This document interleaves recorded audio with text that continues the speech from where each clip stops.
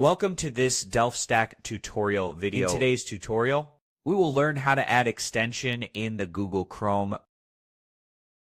Start by opening your Google Chrome. Go to the extension, click it, and these are all my added extensions. Go to Manage Extensions and go to Chrome Web Store. From the left side, you can search any extension or theme you want. And for now, I just want to add this. Click it and click on Add to Chrome. Click Add Extension.